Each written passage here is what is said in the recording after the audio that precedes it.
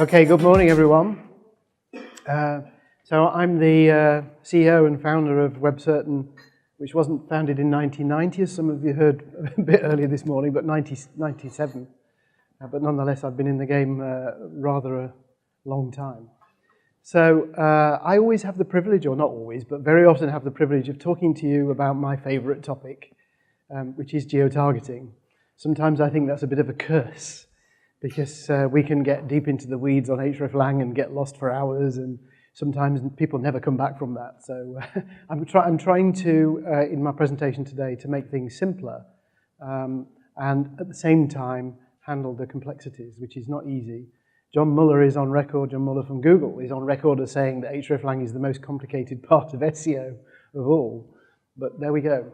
And I was thinking this morning that when I've had conversations with people from Google, so Matt Cutts, in the days when Matt Cutts was still around, Gary Illiers, who comes regularly to ISS, John Muller, who's regularly at Munich ISS. When I think about the conversations, I've never had a conversation with them that was a normal conversation.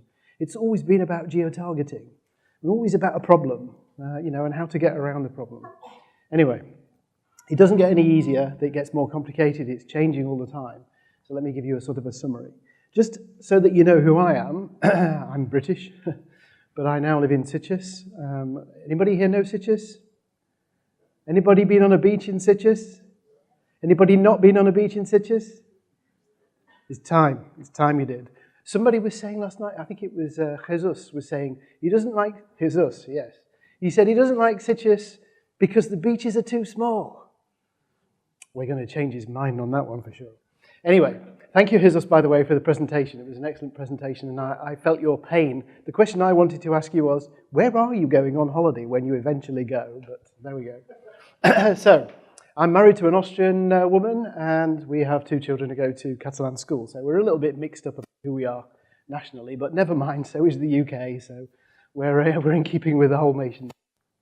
So the rule number 1 is that every single international site has geo-targeting issues, bar none. They've all got them. They're all there somewhere. Some of them are very good. Some of them are sort of tip-top, but you'll still find little issues floating about somewhere. And some of them are absolutely terrible. They're just awful. And when I talk about geo-targeting, I'm talking about in the wider sense. So when I fly with British Airways from the UK to Spain, and then I check in from Spain to go back to the UK and they give me a Spanish page, and I can't change it, that's not good geo-targeting. When I log on to Search Console with Google and they give me Spanish because I'm in Spain, even though my language in Search Console is clearly set to English, that's not good geo-targeting. So there's lots of it around. John Muller will tell you Google has lots of issues with it themselves. Every site has some problem somewhere. So these are some of the areas in which geo-targeting applies. So geo-targeting in the broadest sense. I'm not going to go through the list, but I'm going to talk principally today about how to geo-target web pages to the correct users who go and do searches, so the organic side of geo-targeting, because we're in the organic room. If I was in that room, we'd be talking more about media and PPC kind of issues. This is just a quick example so that we remember what we mean by geo-targeting. This is my friend Luis. I've lived with Luis for quite a number of years, although I've never met him. It's just an image in my photo library. You thought I was serious then, didn't you? Yeah. So, but in my world, in my story, he lives in Oporto, which is in the background there. And he's been searching on Google, google.pt, for móveis para hotel, which in my best Portuguese means something like furniture for hotels. We can say some things about him. He's been searching in a browser that's set to Portuguese. His IP was Oporto, his query was in Portuguese, but it could have been Brazilian. And he uses google.pt. And what he gets is a result that's from Brazil, despite the fact that he's thousands of miles away.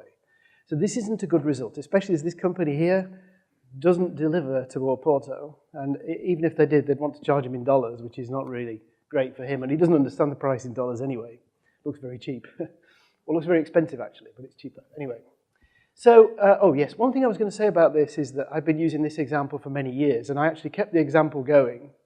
Somebody's nodding. Have you seen the example before? Oh, wait, it's at least that. But But the reason I keep the example going is because I like the fact that Google went and fixed it. because I think Gary was at one of these sessions, he said, I'll get that sorted.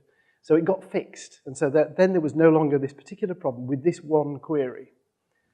But it's back. It's still happening now. It's gone back to where it was, so good old Google. They've changed something in the code somewhere, and it's still happening. Anyway, the point is, we need to talk to this guy via our website, and we need to understand him. When you look at the factors that influence the decisions that Google has to make in terms of what they present, you're not just talking, we tend to think about our website and what's the content of our web pages and whether we've tagged it correctly and all those fancy things that we worry about like inbound links and so on. But Google's also worrying about the user. They're worrying about where the user is and what their settings are and how they're trying to navigate. And they've got to compute all of this in microseconds in order to make the right decisions. And they've also got to understand a query that's only 3 words and in some cases could be the same, it could be multiple languages, and they're trying to identify which language it is. So this is not an easy task. So we need to be sympathetic. So I've divided the geotargeting tools that we have into ancient and modern, more or less. So these are the ancient ones. These are the ones we've been using for years. So language detection means the language, the content of the web page, obviously is a factor in geotargeting. I personally think it's underestimated. We tend to get wrapped up in tagging and all those kind of technical issues, and we sometimes forget that what we say to people in words is quite significant in terms of getting to the right people. My conversation with Matt Cutts about geotargeting, the first one I ever had, was him saying to me, I'm so proud of Google that we now do reverse IP lookups. And that was the technique that they used then for geotargeting. That was it. I'm going back quite a few years. But at that time, they just introduced this reverse IP lookup. And no other search engine was doing it. Every other search engine was doing random geotargeting, or not very accurate. But anyway, it's still around, but much less important now than it was. And then the third one on my ancient list is CCTLDs. Does anybody know whether I'm a fan or not of CCTLDs? Anybody? You must know if you see the present. No? Am I a fan of CCTLDs? Yeah, because I have a history of saying, why are we not using CCTLDs more? Why don't we worry more about CCTLDs? And a lot of the feedback that comes back from webmasters is it's really expensive and it's really complicated. And usually what they mean is the IT team won't comply, or the CMS wants to charge us more for using a CCTLD because they're not actually that complicated. So, and they still count. They're still a significant factor. So the other thing I want to talk to you about is language detection and language encoding, or language detection mainly. And looking at what the purpose of it is and how it works, because I just want to remind you to think about this, because it does help with the geotargeting side of things.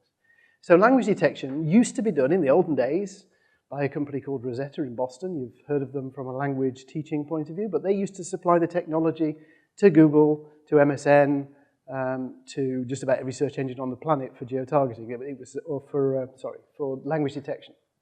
They were the ones that did it. These days, all the search engines have their own methods of language detection, and they've got a lot better at it. So for instance, there are some issues that have floated around for years.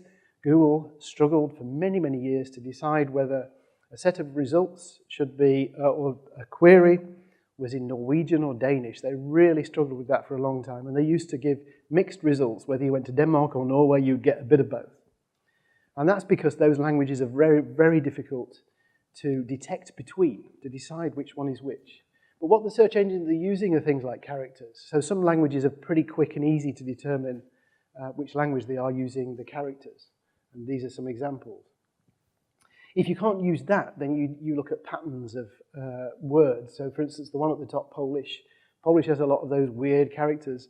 I know because we have some staff with those kind of combinations in their names, which is probably why we give them all nicknames, because we can't really pronounce the complicated clusters. English, what's the commonest word in English? The.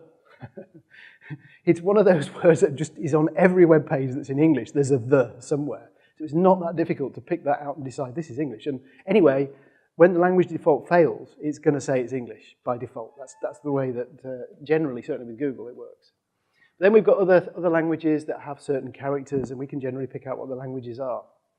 So, from a geo-targeting point of view, talking to the right people, having the right language, the right form of language, the right content, the right quality, is a big part of the geo-targeting.